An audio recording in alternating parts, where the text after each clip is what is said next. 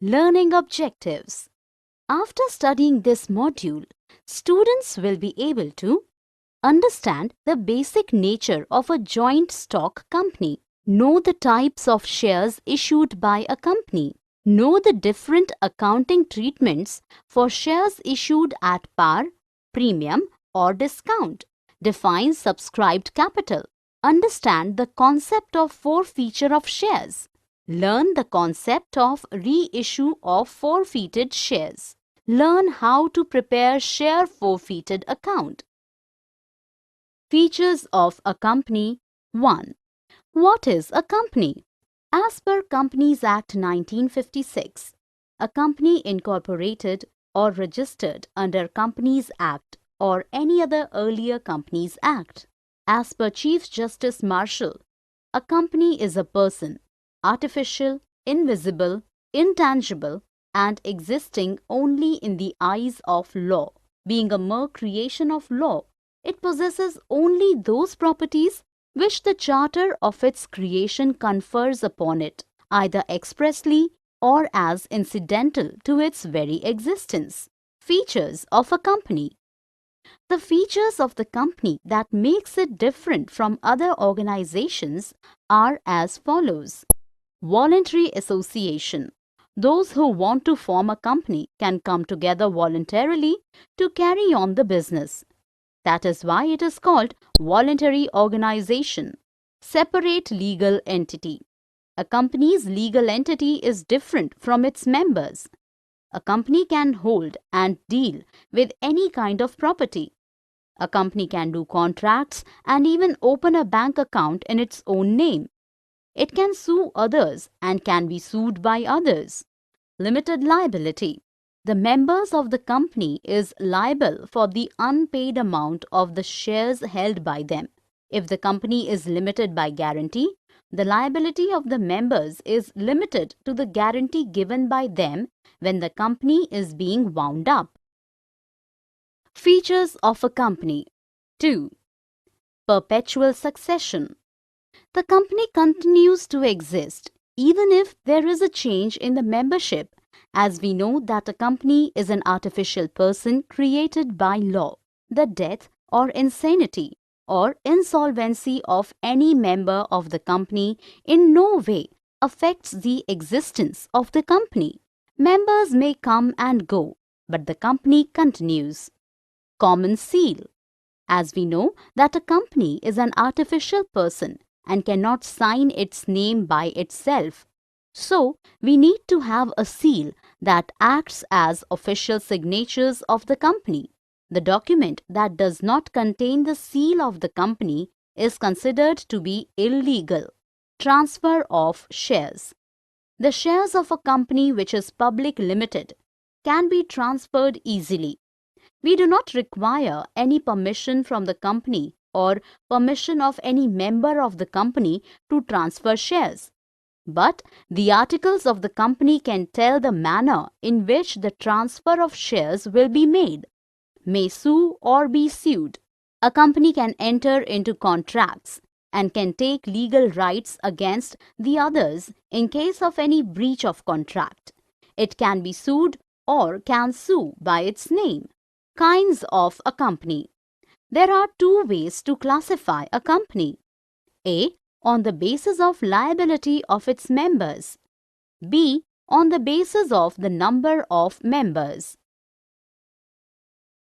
Kinds of a company. On the basis of the liability of its members. On the basis of the liability of its members, a company can be divided into three categories. Companies limited by shares, companies limited by guarantee, and unlimited companies. Companies limited by shares. In this case, the liability of a member is limited to the extent of the nominal value of the shares held by the members. Suppose the member pays off the full amount of his shares, then he is not liable to pay any amount to the company in spite of debts of the company. He does not need to pay any amount from his private property. Companies limited by guarantee. In this case, The liability of its members is limited to the amount they decide to at the time of winding up of the company. Thus, the liability of the members will be only in the event of its winding up. Unlimited companies. The unlimited company is the company in which there is no limit on the liability of its members. In this case, if the company's property is not enough to pay off its debts, then the private property of the members can be used for this purpose. In other words, the creditors have the right to claim their dues from its members. Such companies are not found in India, even though permitted by the Companies Act 1956. Kinds of a company. On the basis of number of members. On the basis of number of members, a company can be divided into two categories on the basis of number of members. Public company. A public company means a company which is not a private company, has minimum capital of 5 lakh rupees. On such higher paid-up capital may be prescribed and is not a subsidiary of a private company. Private company. A private company is the company which has minimum paid-up capital of 1 lakh rupees or such higher paid-up capital as may be prescribed by its articles. It restricts the right of transfer of shares. Must have at least 2 persons except in case of one-person company. Limits the number of its members to 200 excluding employees. Don't let the public to subscribe for any shares in or debentures of the company. Don't accept deposits from a person other than its members, directors and relatives. One-person company. Under Section 262 of the Companies Act, an OPC is a company which has only person as its member. Rule 3 of the Companies Incorporation Rules 2014 provides that A. Only a natural person being an Indian citizen and resident in India can form one-person company. B. It cannot carry out non-banking financial investment activities. C. Its paid-up share capital is not more than 50 lakh rupees. D. Its average annual turnover of 3 years does not exceed rupees 2 crores. Categories of share capital 1. In accounting, the share capital of the company can be divided into the following types. Authorized capital. This type of capital is the share capital which a company is authorized to issue by its Memorandum of Association. A company does not have the permission to raise the capital more than specified by Memorandum of Association. It is also called as nominal capital or registered capital. The nominal capital can be increased or decreased as per the procedure of the same mentioned in Companies Act. It is not necessary for the company to issue the whole authorized capital for public subscription at a time. In case of need, the company may issue share capital as per requirement, but it should not be more than the amount of authorized capital. Issued capital. It is the amount of capital which is actually issued to the public for subscription, including the shares which are allotted to vendors and the signatories to the company's memorandum. The authorized capital for which public subscription is not invited is known as unissued capital. Unissued capital may be offered for public subscription at a later date. Subscribed capital. The part of the authorized capital which is offered to public for subscription is called as subscribed capital. When the shares that are offered for public subscription are subscribed fully by the public, the issued capital and subscribed capital would be the same. In case the subscribed capital is higher, then it will not reflect in the books of accounts. Categories of share capital 2. Called up capital. The part of the subscribed capital which has been called up on the shares is called called up capital. It is company's wish to call upon the entire amount or part of the face value of the shares. For example, if the face value of a share allotted is 15 rupees and the company called up only 10 rupees per share, then the called up capital would be 10 rupees per share and extra 5 rupees can be asked from the shareholders as and when it requires. Paid up capital. The portion of the called up capital that a company actually receives from the shareholders is known as paid up capital. If any of the shareholders have not paid amount on calls, such an amount may be called as calls in arrears. Therefore, paid up capital is equal to the called up capital minus call in arrears. Uncalled capital. The portion of the subscribed capital which yet is to be called up is called as unsubscribed capital. It can be collected by the company as and when required. Reserve capital. A company at times reserves some amount of its uncalled capital to be called at the time of winding up of the company, which is known as reserve or reserve capital. It is available only for the creditors on winding up of the company.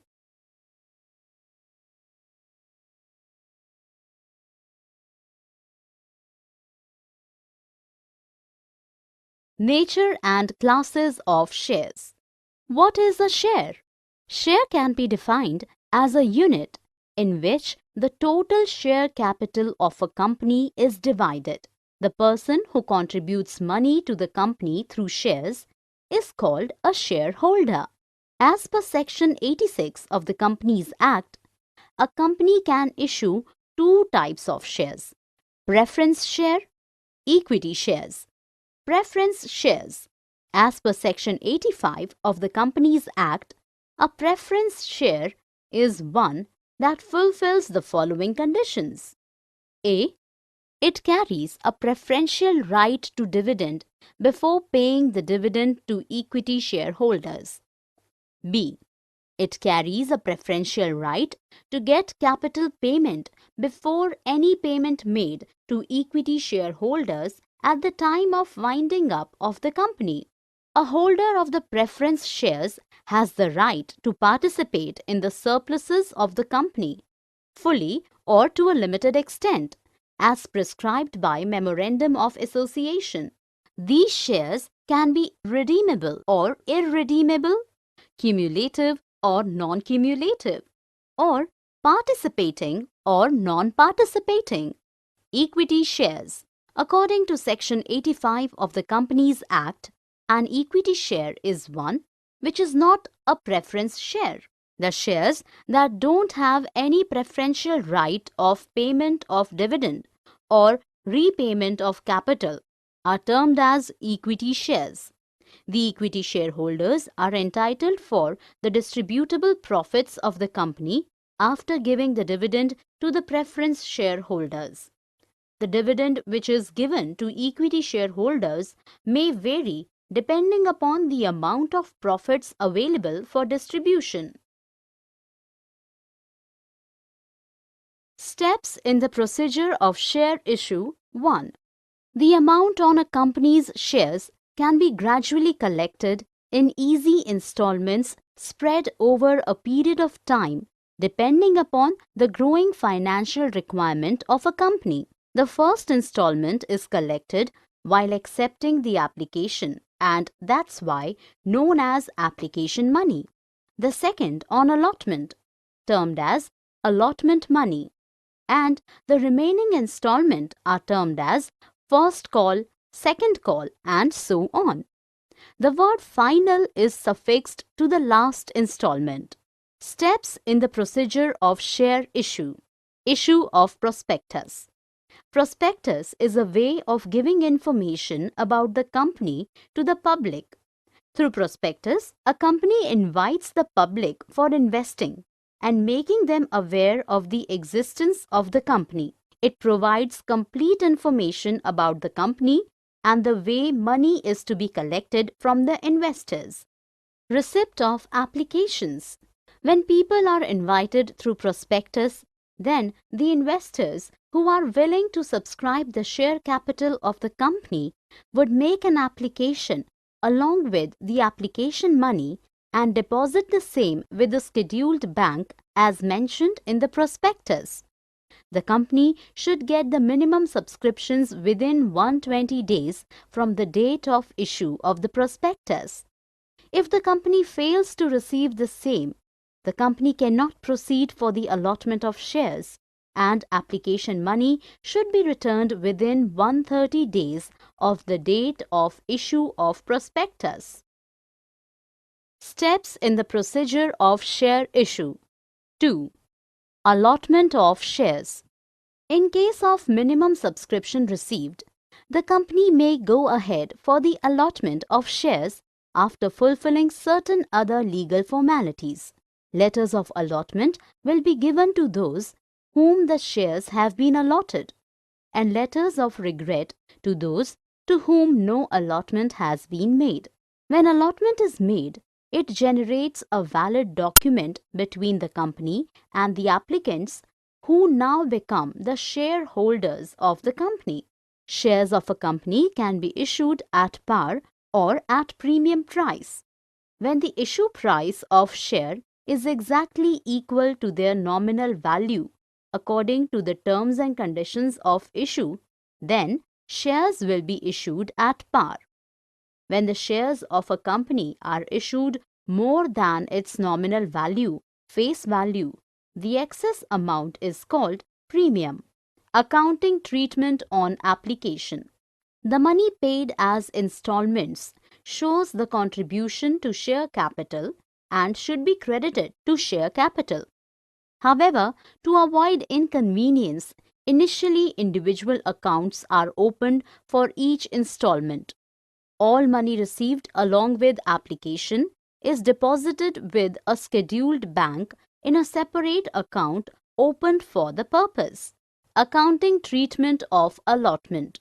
When a company receives minimum subscription and certain legal formalities on the allotment of shares have been duly done, the directors of the company proceed to make the allotment of shares.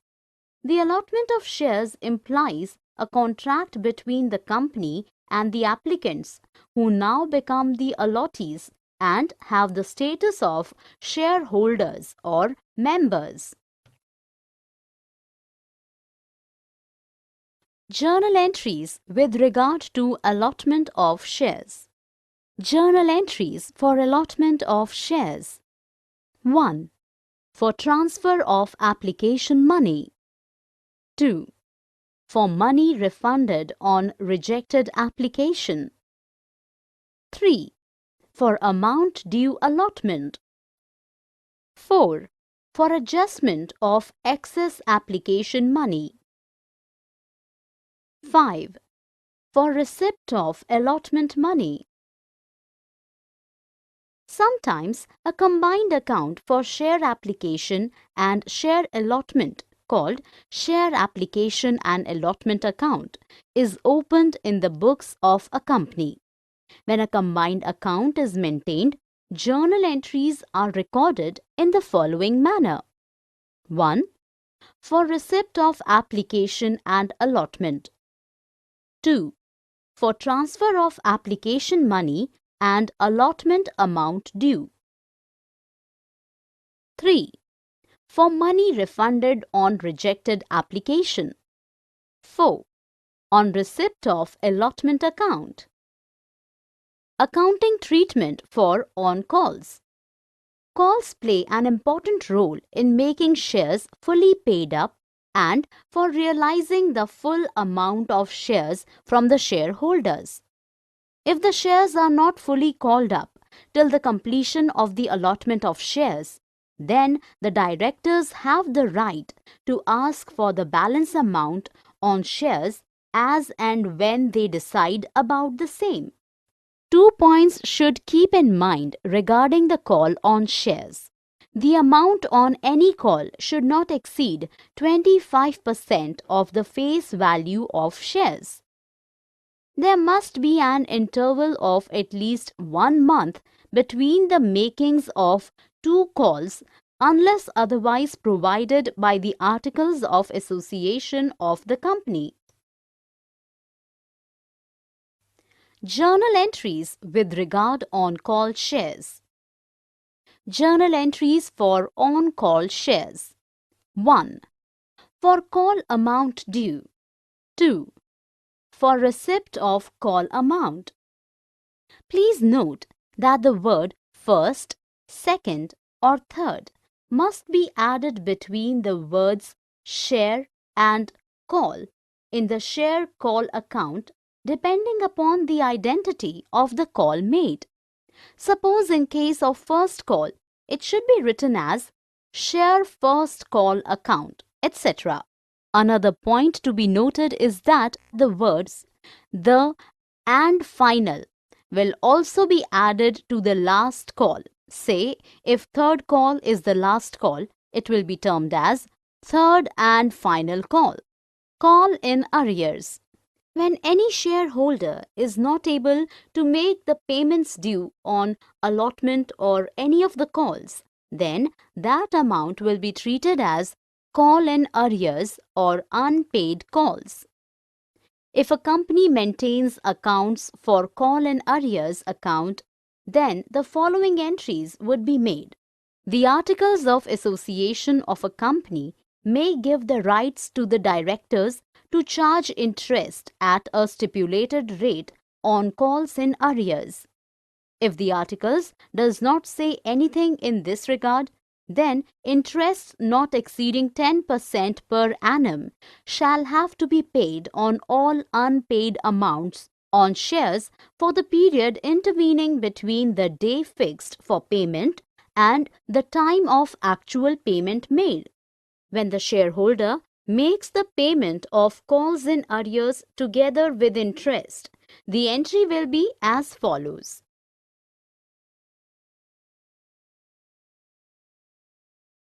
Call in advance. At times, shareholders pay a part or the whole of the amount of the calls which are not made by the company. The amount which is received from the shareholders in advance is known as calls in advance. The amount received in advance is a liability of the company and should be credited to call in advance account. The amount received as call in advance will be adjusted towards the payment of calls when they become due. The journal entries for the calls in advance would be: when the calls become due, then the entry would be done as follows. Calls in advance account is shown as a separate item under the title Equity and Liabilities in the company's balance sheet under the head Current Liabilities under Other Current Liabilities. If mentioned in the articles, to pay interest on call in advance from the date of its receipt up to the date when appropriate call is due for payment. The entry would be done as follows. For payment of interest, for interest due, for interest paid. Oversubscription. At times, there are situations when applications for more shares of a company are received than the number of shares offered to the public to subscribe. Generally, it happens in the case of a well-established company or the companies which are financially strong and is called as a case of oversubscription. Oversubscription. In case of oversubscriptions, 3 alternatives are available with the directors to deal with the situations. 1. They can accept some applications in full and reject other applications. In that case, the application money received on rejected applications may be fully refunded. The journal entries will be done as follows. 1. Money received on application. 2. Transfer of application for money.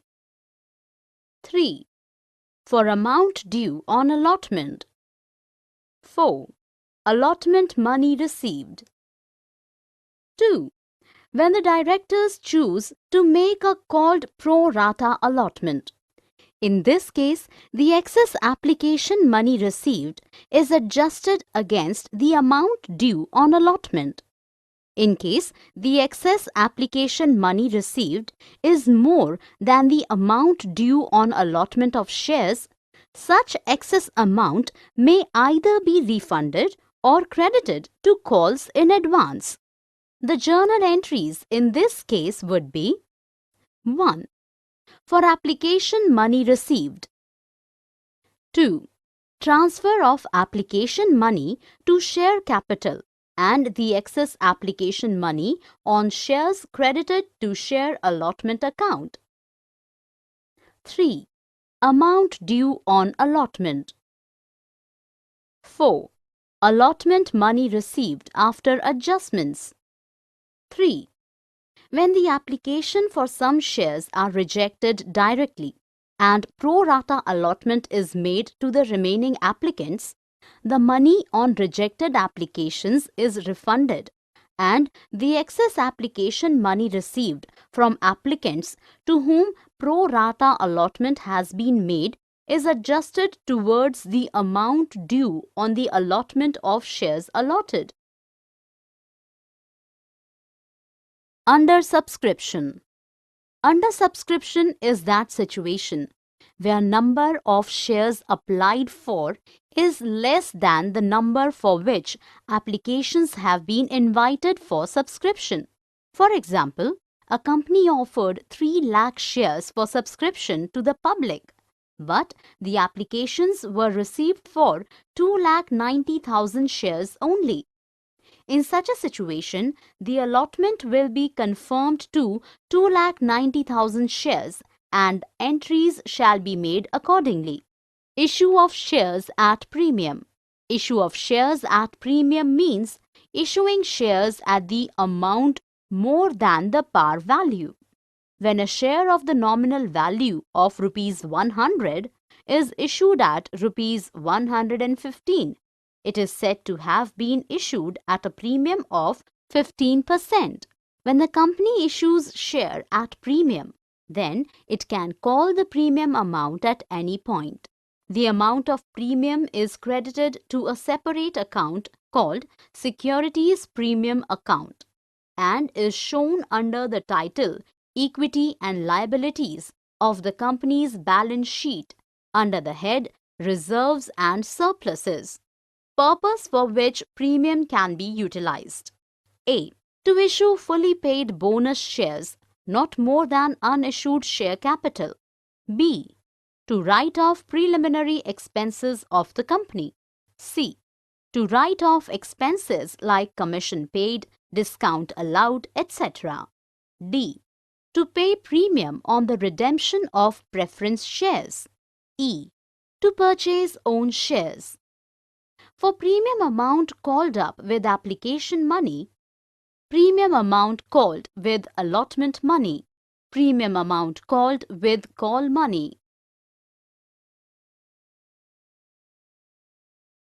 Issue of shares at discount. There are many situations when a company issues shares at a discount, means amount less than the par value of share. Suppose a 120 rupees share of company is issued at a price of rupees 100. A company cannot normally issue share at discount. It can only issue shares on discount in the case of reissue of forfeited shares. Issue of shares for consideration other than cash. There are cases when a company makes an arrangement with the vendors from whom it has purchased assets, in which the vendor accepts the payment in the form of fully paid shares of the company issued to them. Normally, no such cash is received for issue of shares. These shares can also be issued either at par, at premium, or at discount. and the number of shares to be issued will depend upon the price at which the shares are issued and the amount payable to the vendor. The formula to calculate the number of shares that are issued to vendor is given here. Forfeiture of shares. At times, it happens that some of the shareholders fails to pay installment money or call money.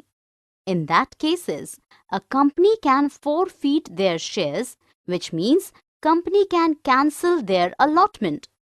When shares are forfeited, all entries relating to the shares forfeited, except those relating to premium already recorded in the accounting records, must be reversed. Forfeit of shares. Journal entry for forfeiture of shares. Forfeit of shares issued at par. It may be noted here that when the shares are forfeited, all entries relating to the forfeited shares will be reversed except the entry relating to share premium received. Forfeiture of shares issued at premium. If shares are issued at premium and the amount of premium is realized fully, but some shares are forfeited because of non-payment of call money, then the accounting treatment will remain the same as we do when shares are issued at par. The securities premium account is not to be debited at the time of forfeiture if the premium has been received in respect of the forfeited shares, and the amount of forfeiture shall be excluding premium amount. If the premium amount is not received for forfeited shares, then the securities premium reserve account will also be debited with the amount of premium not received along with the share capital account at the time to forfeiture. The journal entries would be done as follows. Reissue of forfeited shares. Forfeited shares may be reissued as fully paid at a par, premium and discount. But it may be noted that the amount of discount cannot allowed more than the amount received at the time of issue of shares, and the discount allowed on reissue of forfeited shares should be debited to the forfeited share account. The balance, if any, left in the share forfeited account relating to reissued shares should be treated as capital profit and transferred to capital reserve account. The journal entry would be Summary. Let us summarize what we have learned in this module. A company is a person, artificial, invisible, intangible, and existing only in the eyes of law. Being a mere creation of law, it possesses only those properties which the charter of its creation confers upon it, either expressly or as incidental to its very existence. The members of the company are liable for the unpaid amount of the shares held by them.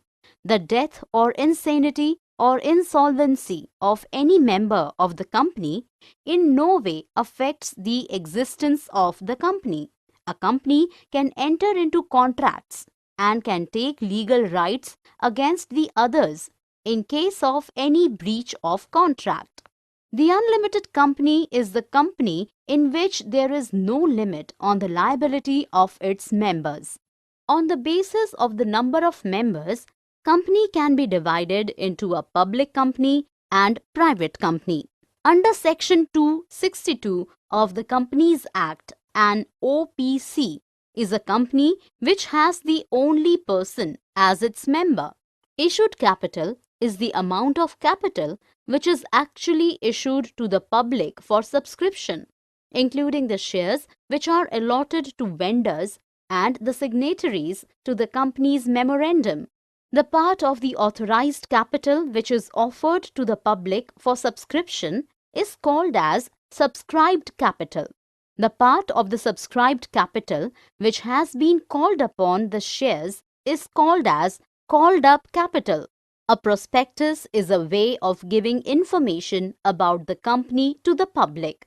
When the issue price of a share is exactly equal to their nominal value according to the terms and conditions of an issue, then shares will be issued at par. When the shares of a company are issued more than its nominal value, face value, the excess amount is called premium. When any shareholder is not able to make the payments due on allotment or any of the calls, then that amount will be treated as call in arrears or unpaid calls.